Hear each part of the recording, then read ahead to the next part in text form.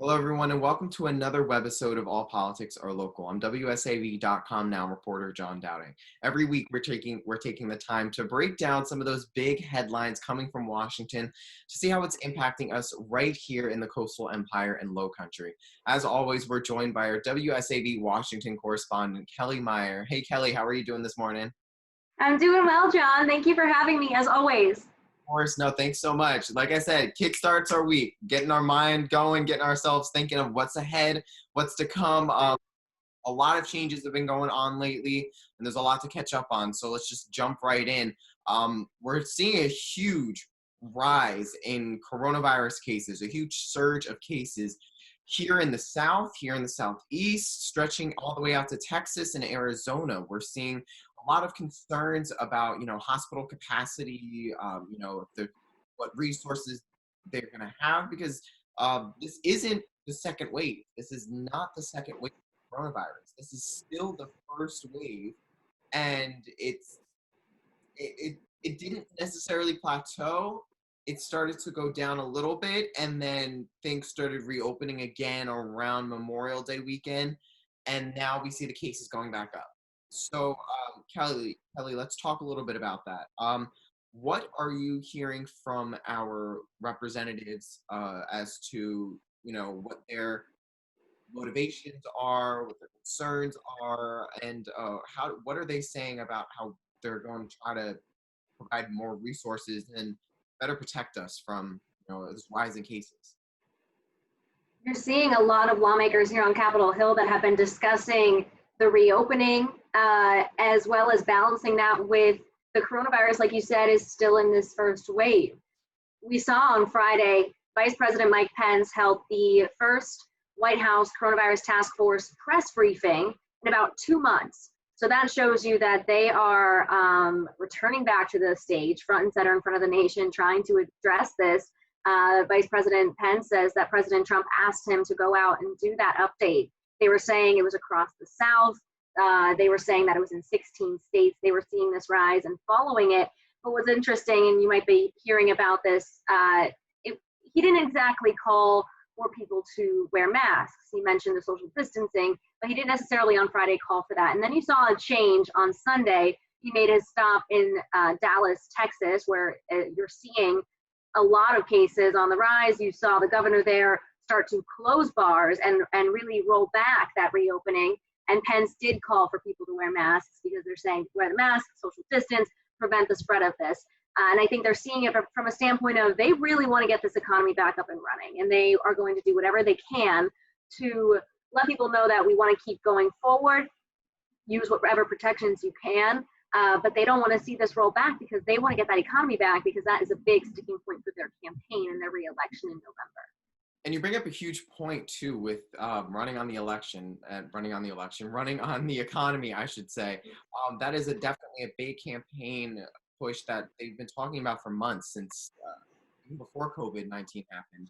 They were saying, the economy was really strong before the pandemic, and the president was hoping that would go in his favor. Something else that you also brought up was talking about face masks. It's become, I also cannot. You're from the Northeast, Kellie. I don't know if you have this problem too. Complete sidebar. I cannot say mass for the life of me. I don't know if you can, because it's hard to say it plural. I noticed that in my storytelling. Right? I don't know if it's like a Jersey, Pennsylvania thing, or if I'm competent and can speak English, but you know what? Whatever. Anyway, I'll just refer to more than one mass.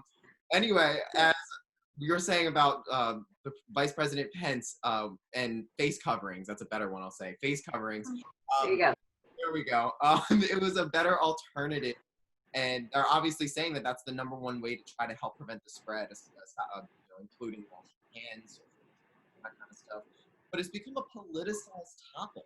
It's become a topic that, for some reason, we're seeing things. I know I see on social media. If you're liberal, you're wearing a face mask. If you're conservative, you're not wearing a face mask. And that's also now becoming a debate, and not just on a national level, but here locally. Here in Savannah, our mayor and city council are discussing a way to create a public mandate here in the city to try to require face masks in public. And actually, about an hour ago, I would say, Hilton Head Island, their city council just ruled that they're going to now mandate that people wear face masks in certain public areas of the island. So you're seeing a huge push locally for people to begin wearing these face masks here in the South. Is there any sort of ideology? Is there any sort of thought from our representatives? I don't want to talk about the administration because the administration has kind of been hush on it. Even this weekend, I don't know if you saw on Meet the Press, Chuck Todd was talking to Secretary Azar from Health and Human Services, and he was saying that, he would, he was not saying he encouraged the president or the vice president to issue a nationwide face covering mandate. So on more of a, I feel like it's more viable on a local, state, county level. Are you seeing our representatives saying that actually? Are they saying that there needs to be a mandate, or are they kind of just saying, we recommend, we are encouraging people to have face coverings? What kind of terminology? What are people discussing in conversation about this? Well, I'm glad you asked that because we actually have lawmakers right now stopping by our camera on Capitol Hill, and that's one of the questions I'm going to pose to them. Why has it become such a Republican-Democrat issue? There was actually a poll that was taken saying that Republicans are less likely to wear a mask compared to Democrats who are more likely. But in terms of my reporting on Capitol Hill, I saw many Republican senators wearing a mask. Republican North Carolina Senator Tom Tillis was wearing his gaiter, he called it. He said he got it from Lowe's, and he puts it on. He encourages his constituents to wear a mask. I just tweeted South Carolina Republican Senator Tim Scott tweeted, "Wear your mask." So you're seeing a lot more senators taking a stand because they know that this can help stop that spread. But we are going to be asking a lot more of the representatives, particularly on the House side, because they have a vote on something else happening today. So we're going to be asking them, what's this debate? To mask or not to mask? What's going on? What are you telling your constituents, Republican or Democrat? So I will have more answers for you on that coming up in my story tonight.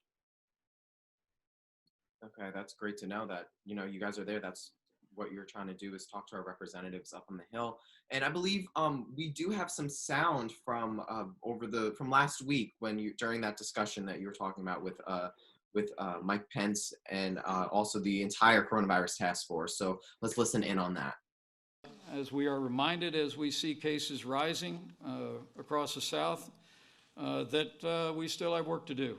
You have an individual responsibility to yourself, but you have a societal responsibility, because if we want to end this outbreak, really end it, and then hopefully when a vaccine comes and puts the nail in the coffin, we've got to realize that we are part of the process. So as you heard from, some members of the coronavirus task force, you heard from the vice president, you heard from Dr. Fauci.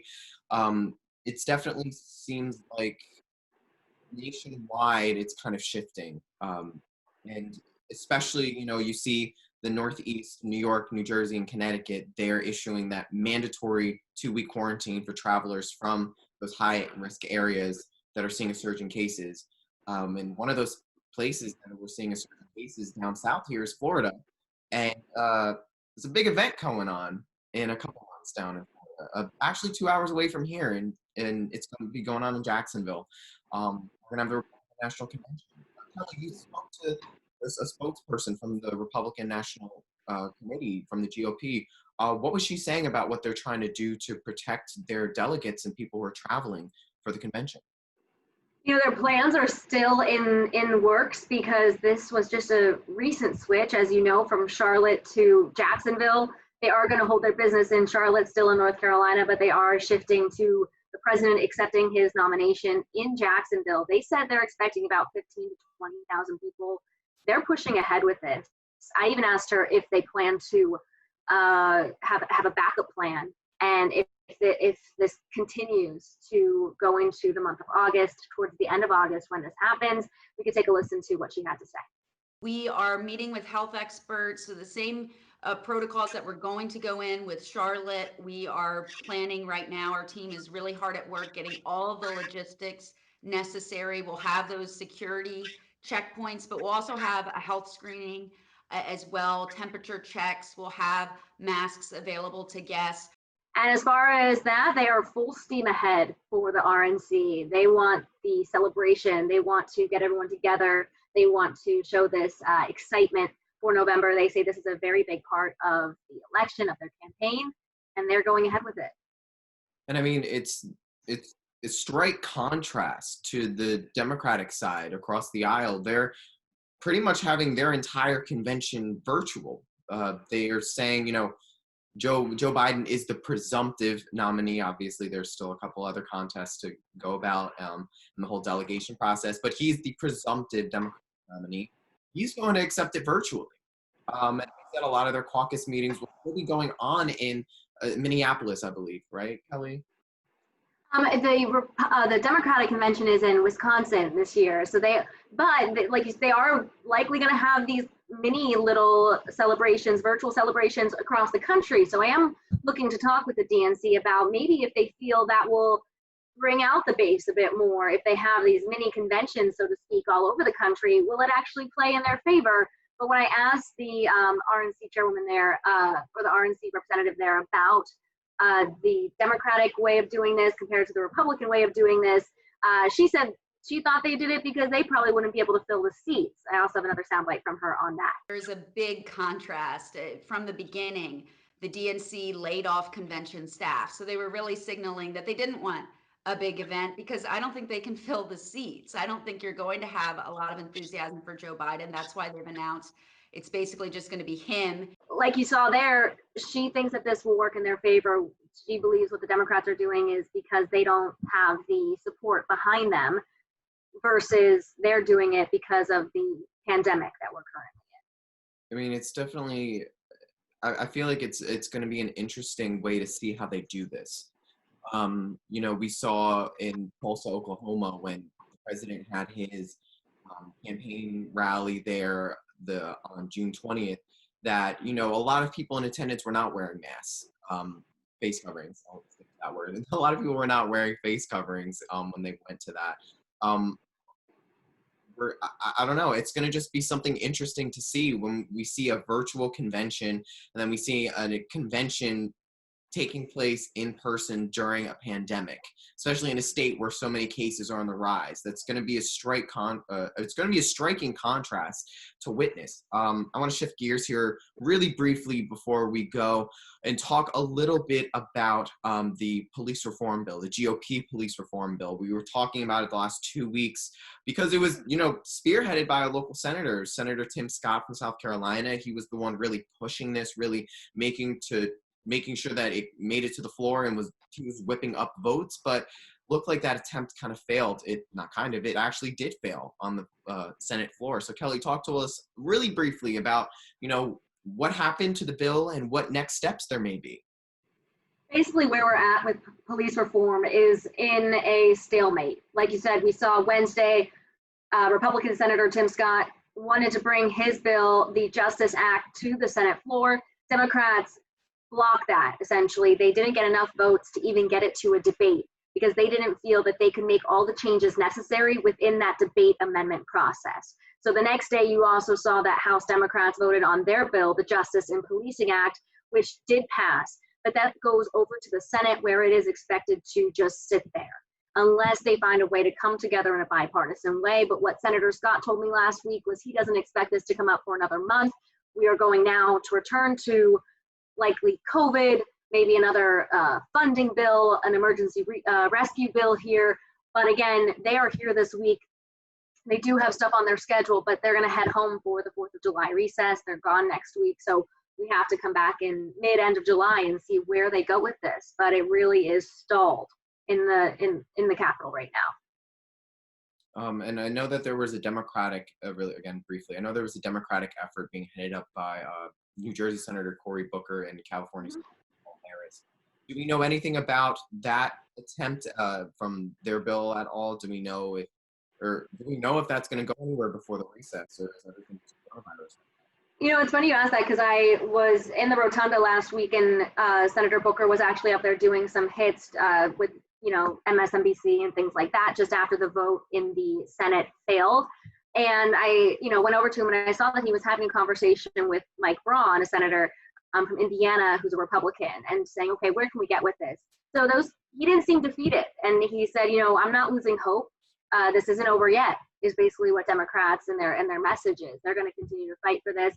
They say that the pushback on the Republican Party is going to be so strong that they're going to have to act on this. Well, thank you so much, Kellie, as always, for obviously your eyes and ears on the Capitol, running around hearing what's going on and keeping us informed back here in Georgia and South Carolina. So thank you so much, as always, for speaking to us and for helping us figure out and see how this is going to impact us, all these things happening in Washington, how it's going to impact us right here back at home. Absolutely. Thank you for having me. Of course.